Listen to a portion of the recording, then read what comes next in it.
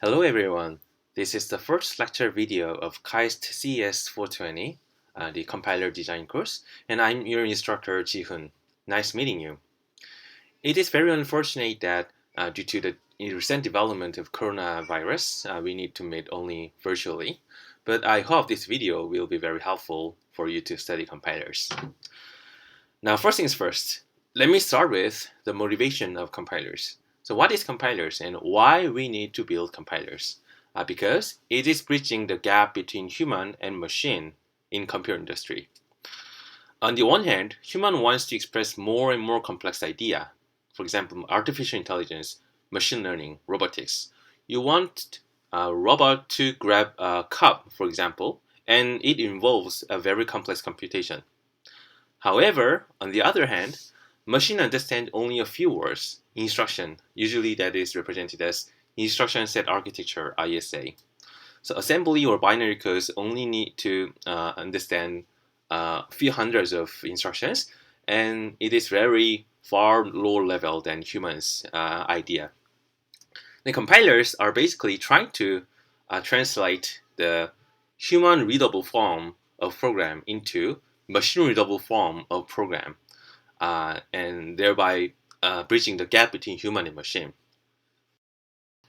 So let me explain this motivation of a compiler in more details with examples.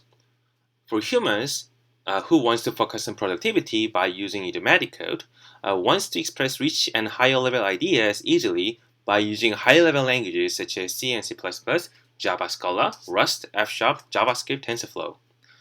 On the other end, machine who wants to focus on performance by executing efficient code decided to support only a few instructions or a few constructs that expresses simple ideas, but executing them very fast. For example, they support assembly, binary languages, or C++. Note that the C++ can be considered as low level and high level at the same time, depending on the situation of your workloads.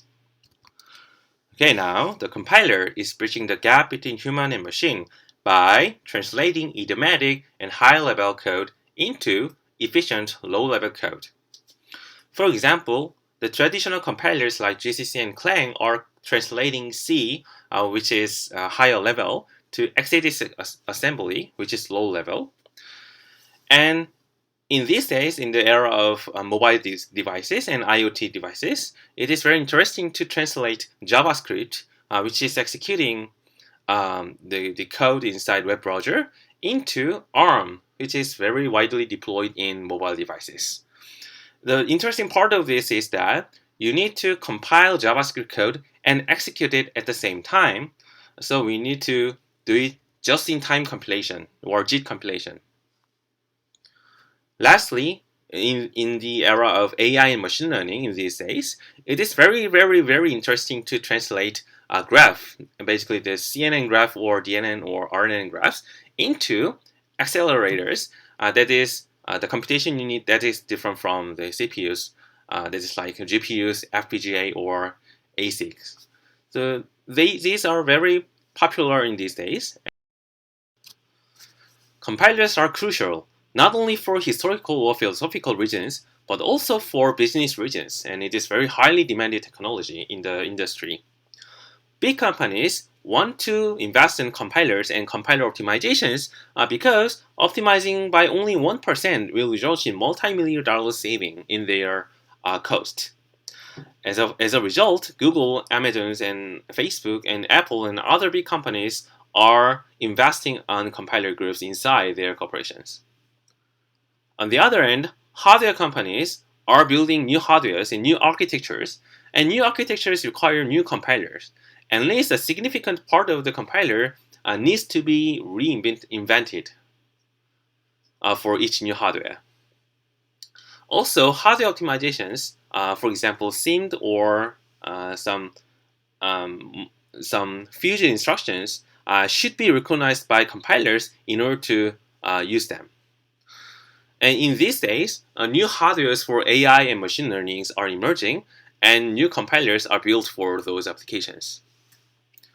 Lastly, software companies are trying to incorporate compiler technology inside their product because in modern terms, a runtime that is developed by software companies are the combination of resource management and abstraction aspects, and these are best captured by OS concepts and compiler concepts. And they invest on compilers in this respect. For example, Mozilla is developing Firefox browser, and they are also developing compilers for JavaScript and web assemblies and other kinds of things and compilations. In this regards, learning how to write compilers is not only crucial for the purpose of computer science, but also is very rewarding for the purpose of IT industry. So it is highly likely that if you can write compilers, and then you'll get high salary. So in this course, you're going to study how to write compilers. But in order to do so, you first need to study a few background knowledges. The first background knowledge is the separation of concerns that is involved in compiler construction. Recall that compilers are translating idiomatic to efficient code. Then what is meant by the words idiomatic, efficient, or translation? So for idiomatic code, we already learned what is idiomatic in the courses and programming languages. For example, CS420 programming principles and CS320 the programming languages. Second, we need to know what is efficient code, and also we already learned it from the systems courses like CS230, the systems of programming courses. System programming courses, or CS311, the architecture courses. And you're going to learn what is meant by translation in this course. That is usually called a compiler construction. The second background knowledge you need to learn is the correctness involved in the compiler construction. In other words, how to ensure the correctness of a compiler. In order to write a compiler of a high quality, you need to learn how to make it correct. And you're going to learn what is meant by the compiler correctness in this course. So to summarize, in this course, CS420, we're going to study compiler construction, which is measured by homework, which is consisting of 80% of the credits for this course. And second, we're going to study compiler correctness, and it is going to be measured by midterm exam, and it is going to be consisting of the 20% of the credits in this course. Furthermore, we're going to study recent trends of compiler technology from 2 invited talks from the industry. So I'm going to announce it at the later stage of the courses. So let me briefly explain the homework in further details because it is 80% of the credits. So we are going to work on the homework on KECC, that is KAIST Educational C compiler, that is actively being built in these days. And I'm going to provide you with the skeleton code for a compiler. Then you are going to fill the rest of the things. And this skeleton code is implemented in Rust, so I'm encouraging you to implement your homework in Rust, but you can opt out to C and C++ by using foreign function interfaces. All due at the end of the semesters. So even though homework 1 will be announced shortly, you need to turn it in by the end of the semester. And it is going to be evaluated online with immediate feedback. So if you submit your homework, you will immediately get the score you are going to get. And you can resubmit as well. So it is meant to be an iterative process. You submit and get some error, and you fix it and resubmit, and etc. etc. There are 7 homeworks. Each of them are a major part of the compilers. And the homework 1 and 2 will be announced shortly before the beginning of the semester. And 3 to 7 will be announced in the course of the semester. So this course will be structured like this.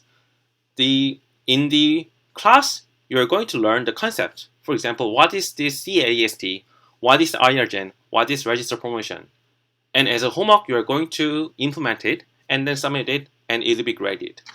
And it is the most important part of the course. So that's the reason why it is consisting 80% of the credits for this course.